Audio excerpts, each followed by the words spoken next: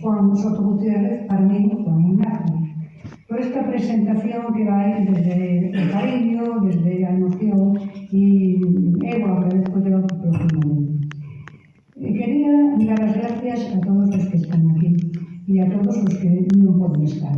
A vos, amigos, conveciños, visitantes, a Martín González, a Juan Soto, por suposto ao señor alcalde, a Erika Alsombrán, fillo da sobrinha neta e afillada de Doña Corona, a primogénita, que hoxe non pode estar aquí, pero que foi a persoa que máis me axudou proporcionándome nesta investigación moitos datos.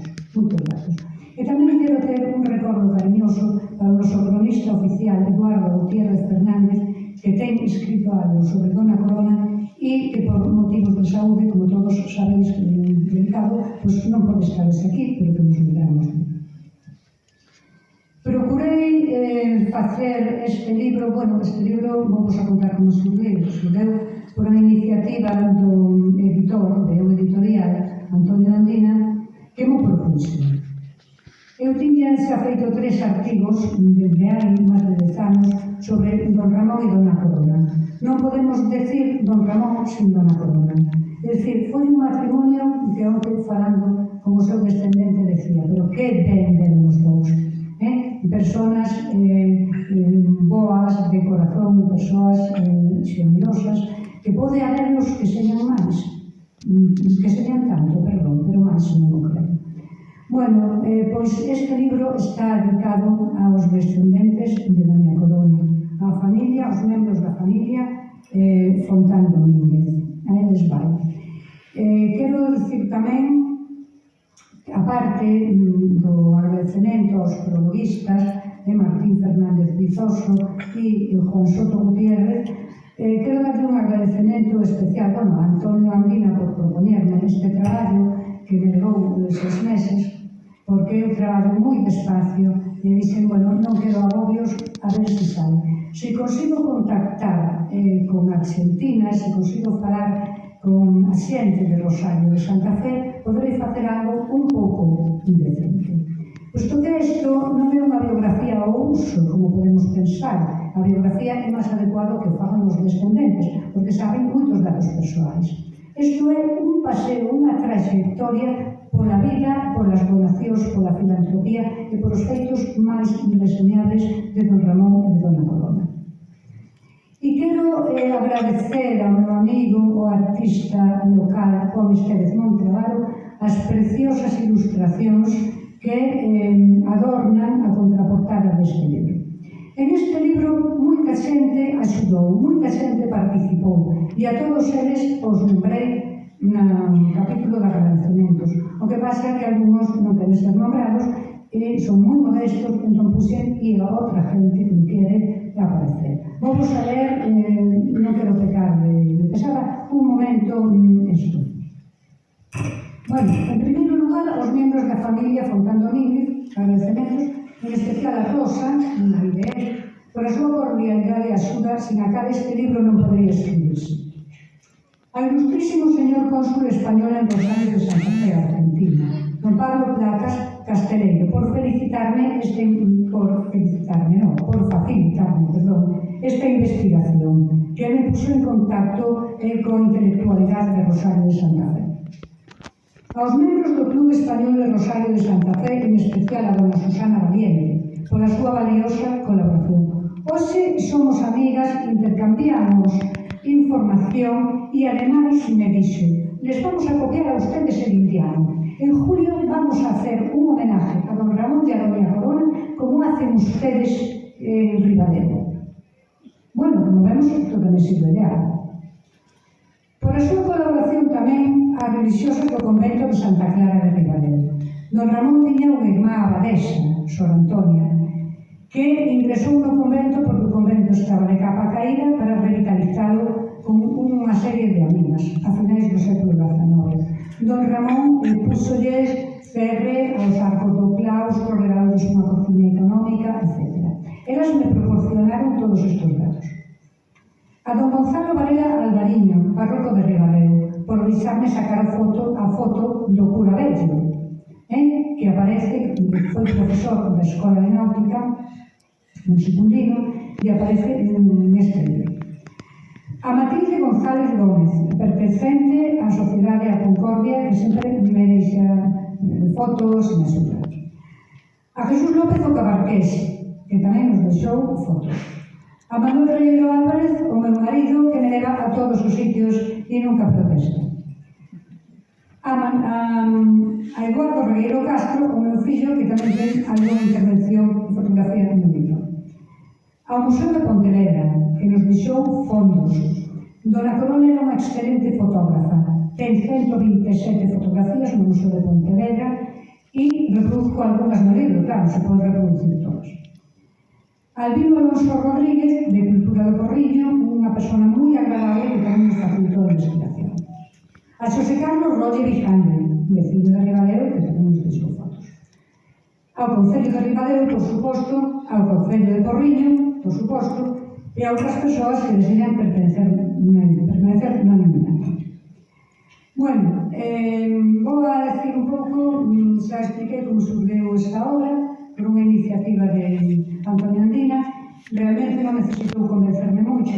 Eu xa tiña 3 artigos publicados. Un era Ramón Corona González Santos e Ramón González, un matrimonio de mecenas. Outro, Corona González Santos e Ramón González, un matrimonio de mecenado. E outro, Ramón González e Corona González Santos, apuntos para unha biografía.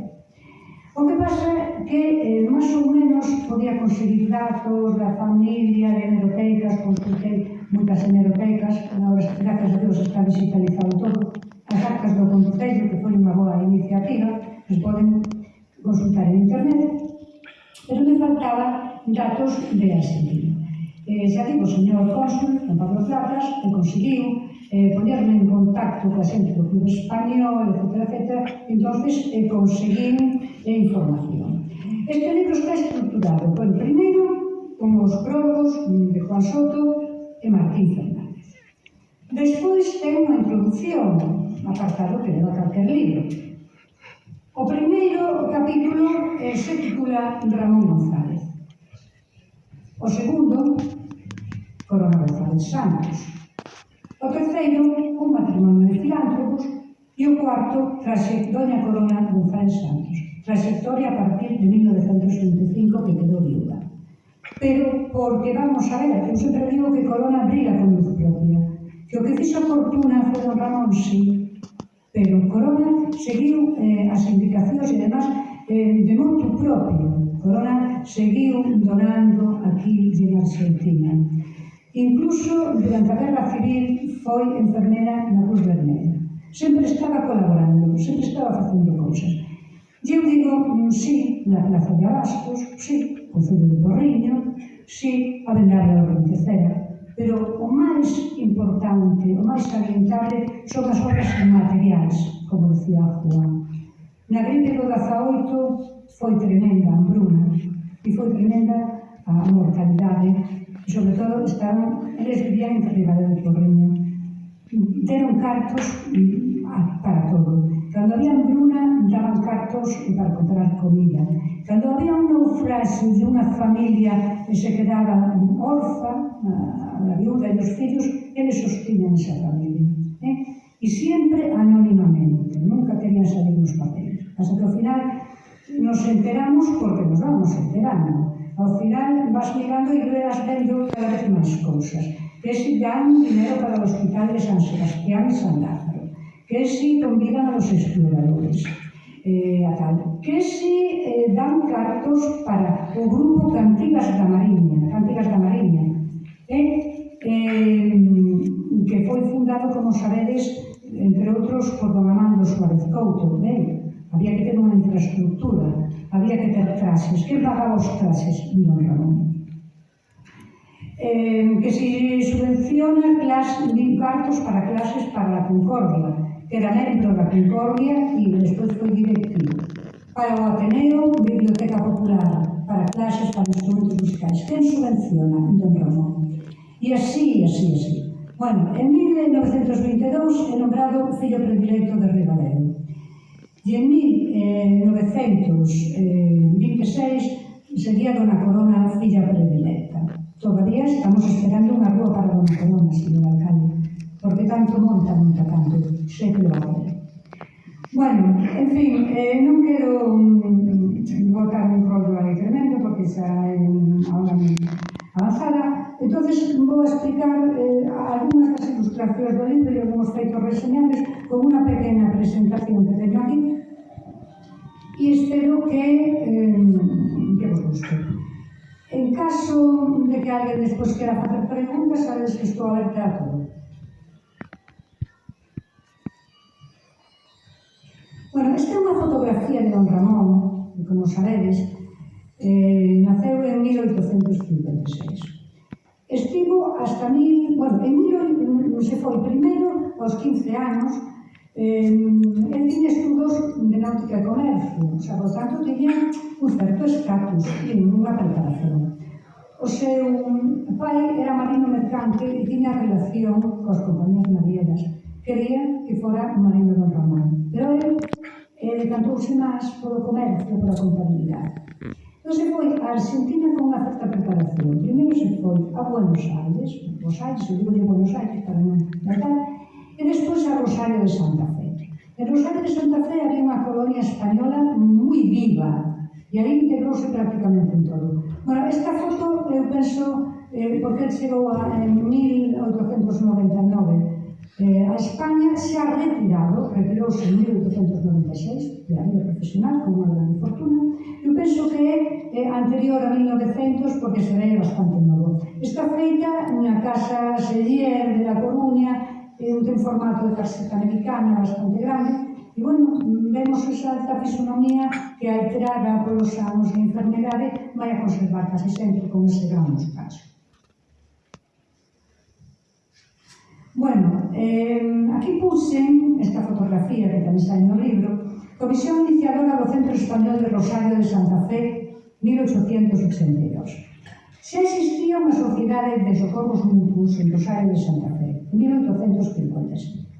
Pero estaba pasando un momento plano, digamos que non estaba radicalizada, non estaba viva, e se reúnen unos cantos financieros, por así decirlo, españois, que se atopan en Rosario e fundan el Centro Español. El Centro Español é unha reunión en el Teatro Olimpo de Rosario.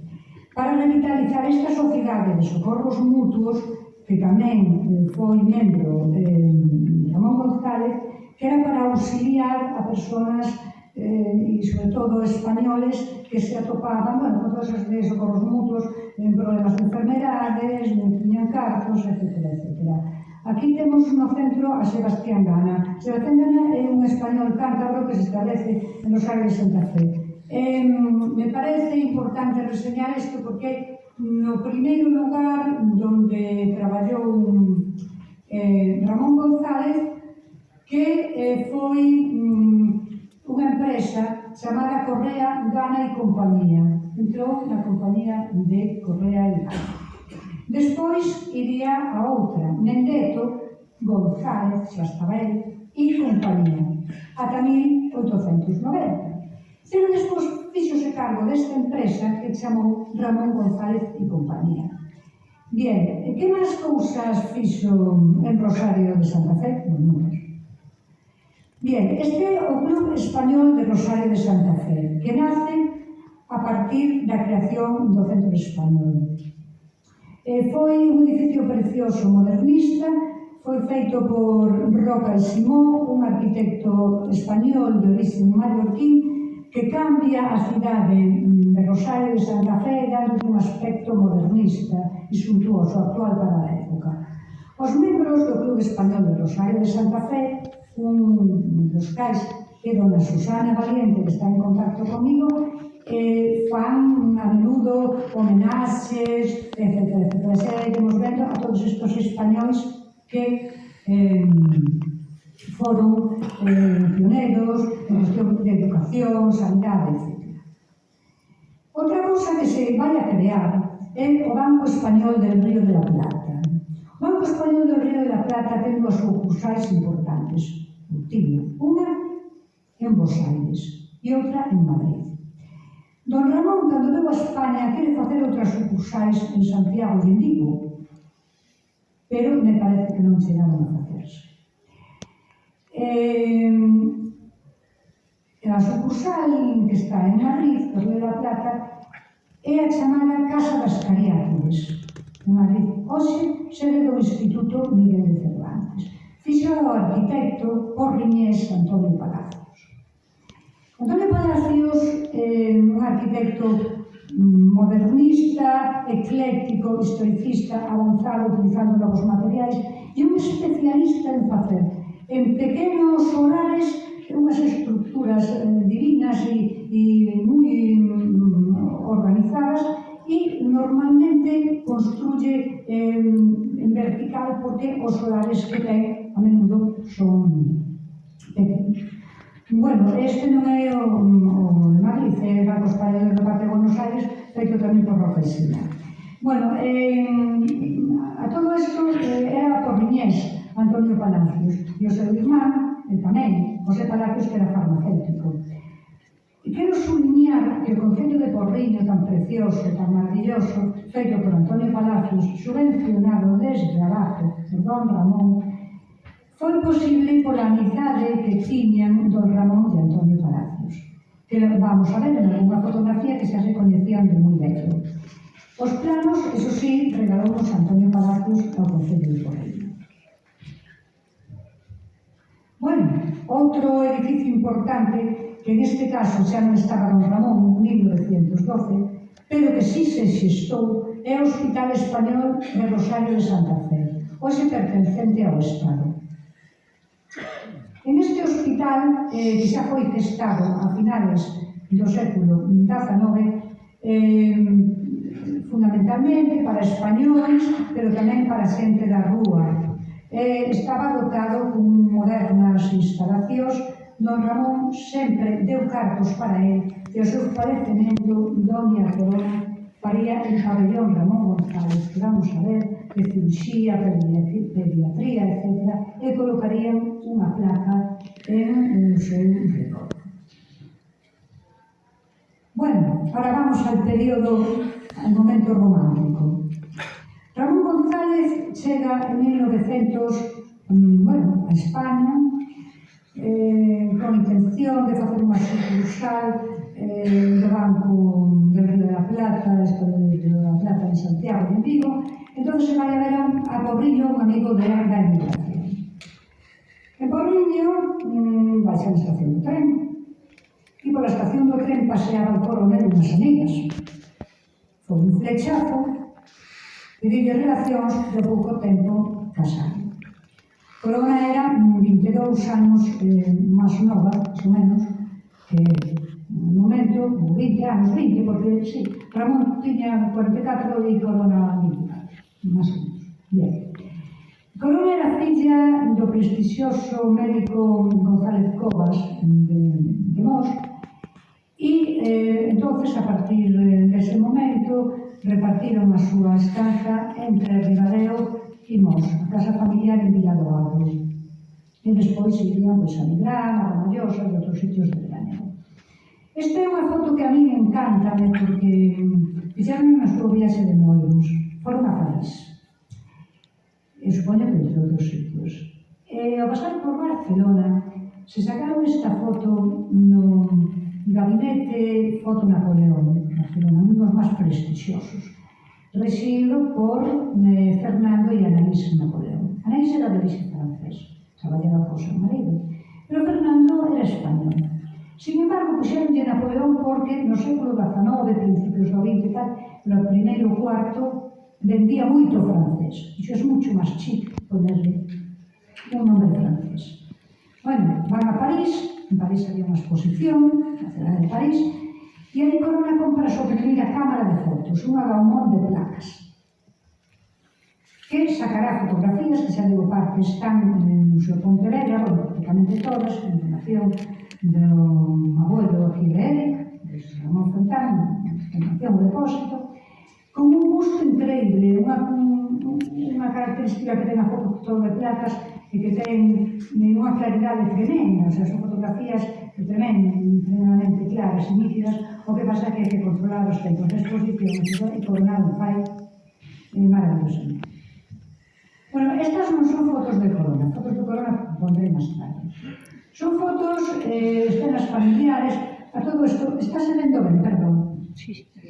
E ao mellor, se se apagara algunha luz, a xente vería máis nítidamente as imaxes, non?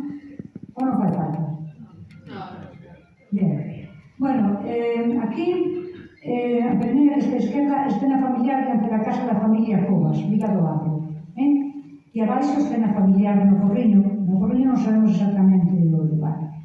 Bien, hacia 1907. Son as composicións pictoricistas do momento que copian un pouco a estética pictórica por grupos, etc. Aquí, na de arriba, estaría diante a